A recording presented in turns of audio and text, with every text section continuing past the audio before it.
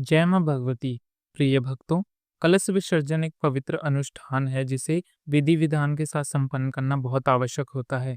कई बार लोग जल्दबाजी में या फिर कुछ गलतियां कर बैठते हैं, जिससे पूजा का पुण्य फल हमें प्राप्त नहीं होता। जिस तरह से स्थापना करते समय नियमों का ध्यान रखना होता है, उसी तरह से विसर्जन के दौरान ध्यान रखना चाहिए कि कलश को या कलश में जो भी सामग्री आपने अब विसर्जन करनी है, उसे किसी अपवित्र स्थान पे ना रख जाएं और ना ही बिना मंत्रोच्चार के विसर्जन करना चाहिए। इसके अलावा पर्यावरण को भी ध्यान में रखते हुए प्लास्टिक या हानिकारक वस्तुओं में जल से प्रवाहित नहीं करना चाहिए।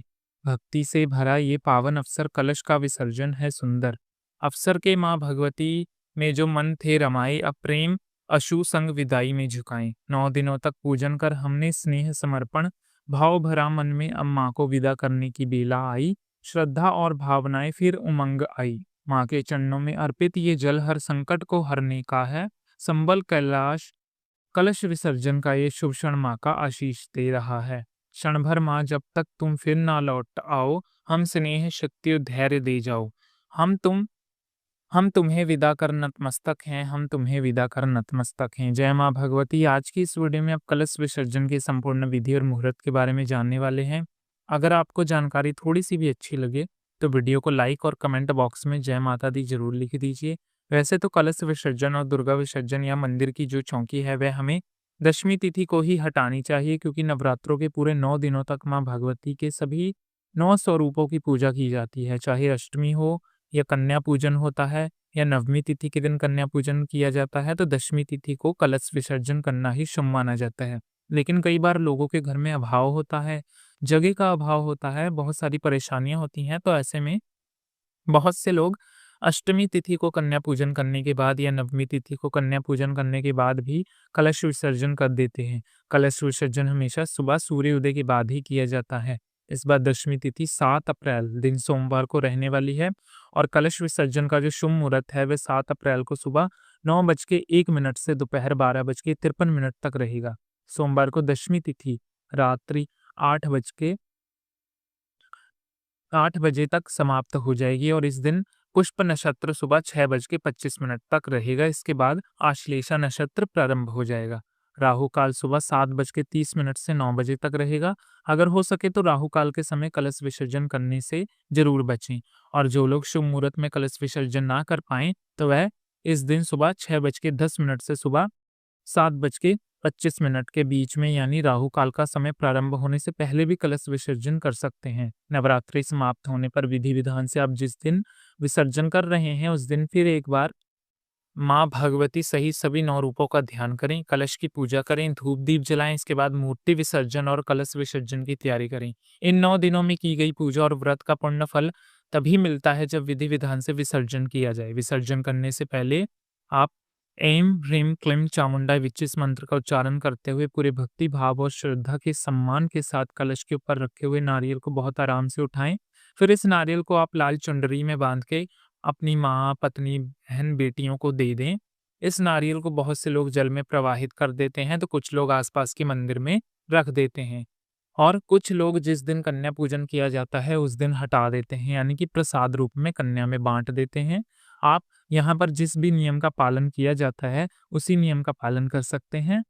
अगर आप पहली बार नवरात्रों की व्रत रख रहे हैं तो आपको इस नारियल को या तो मंदिर में रख देना चाहिए या फिर बहते जल में ही प्रवाहित कर देना चाहिए।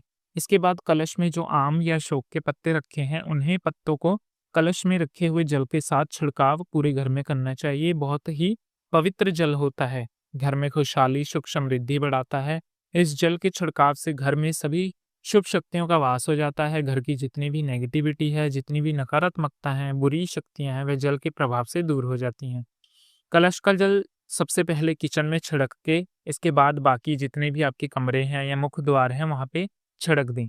गलती से भी बाथरूम या टॉयलेट के आसपास किसी भी अन्य अपवित्र जगहों पर इस जल का छिड़काव नहीं करना चाहिए। इसके बाद जितना भी जल बच जाए आप तुलसी के पौधे को छोड़कर बाकी किसी भी पवित्र पौधे में या किसी भी पौधे में आप विसर्जन कर सकते हैं, क्योंकि जो भी माता होती है उनकी पूजा में माता को तुलसी पत्र नहीं चढ़ाए जाते। इसलिए ये जो हमसे कलश की पूजा हुई है, कलश के अंदर जल रखा है, ये माँ भगवती के नाम से ही आपने स्थापित किया हुआ है।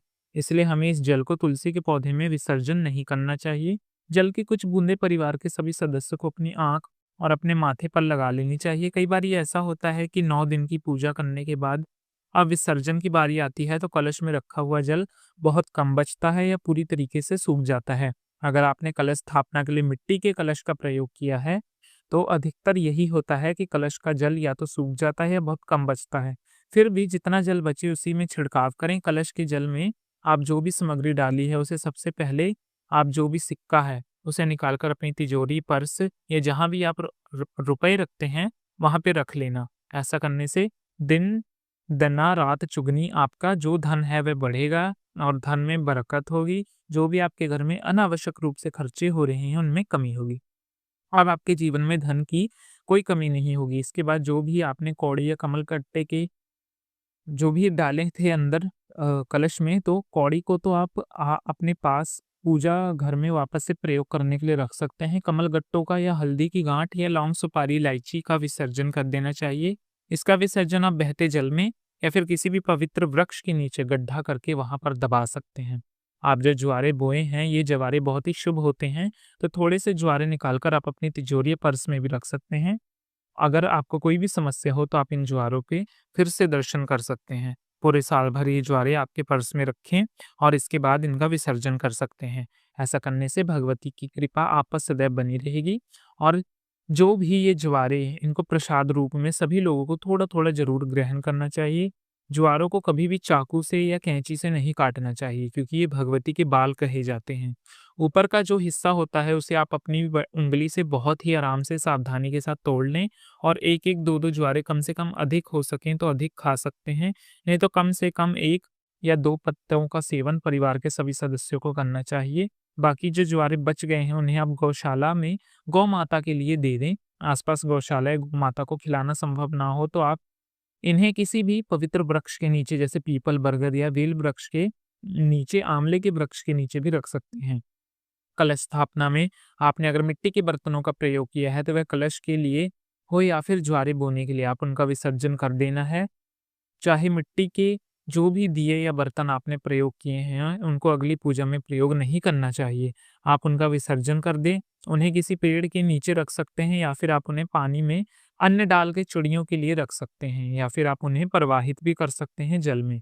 कलश के कंठ पर, मुँह पर जो भी आपने कलावा बाँधा उसे खोलकर अपनी कलाई में या अपने हाथों में बाँध सकते हैं और जो चुनरी आपने नारियल के ऊपर बाँधी है, तो उसे भी आप अपने घर में तिजोरी में रख सकते हैं या फिर अपने घर के मुख्य द्वार पर चुनरी को बाँध सकते हैं और बाहर की ओर उसे चुन्नी को बांधना चाहिए। ध्यान रखिए शुद्ध अवस्था में महिलाओं या कन्याओं को कलश विसर्जन नहीं करना चाहिए। आप अपने घर में किसी भी सदस्य से विसर्जन करवा सकते हैं। ये थी विसर्जन की जानकारी। उम्मीद करता हूँ आपको वीडियो अच्छी लगी हो। तो अगर आप नवमी में कन्या पूजन करते हैं तो कन्या पूजन करने के बाद आप आसन पे बैठिए और माँ से अपने मनों में ही बातें करते रहिए। माँ से अपने इन 9 दिनों में की गई पूजा में हुए जाने अनजाने कोई भी पाप हो उसे माता रानी को क्षमा करने के लिए कहें और माता से यही प्रार्थना करें कि माँ, हम भी आपकी संतान हैं, हमसे भी गलतियां हो सकती हैं, हम इंसान हैं, हमसे जो भी गलतियां हुई हों वे अपना नादान पुत्र या पुत्री मान के हमें माफ कर दें। और हमारे घर में जिस तरीके से आपने 9 दिनों तक वास किया है, अब माता रानी आप हमारे दिल और हमारे घर, पूरी ज़िंदगी आप हमारे घरों में वास करें, हमारे दिल में सदा आपकी ज्योति जलती रहे। इसी के साथ आप हमेशा हमारे अंग-संग सहाय हों, दुख-सुख में आप ही हमारे काम आएँ। इस तरीके से माँ को विसर्जन करना चाहिए, माँ को विदा करना चाहिए। माँ की विदाई पर रोना नहीं चाहिए बल्कि खुश होना चाहिए क्योंकि माँ अब वापस से अपने धाम जा रही हैं। अब वे समस्त लोकों में पाप को खत्म करेंगी। इसी के बाद आपको विसर्जन कर देना चाहिए और इसके बाद आप अगले दिन दशमी में कलश का विसर्जन कर सकते हैं। यदि माँ की मूर्ति रखी है तो उसका विसर्जन कर सकते हैं। यदि आपने कोई फ़ोटो वगैरह रखी है तो उसमें गंगा जल का छिड़काव करके शुद्ध करके आप अपनी उसी जगह पे रख सकते हैं भगवती देवी को जहाँ पे उनका पुनः निवास था। इसके बाद हाथ जोड़ के क्षमा प्रार्थना करें और कलश विसर्जन या माता की विदाई अवश्य करें। इसी के साथ मिलते हैं आपसे अगली वीडियो में, तब तक के लिए जय माता दी।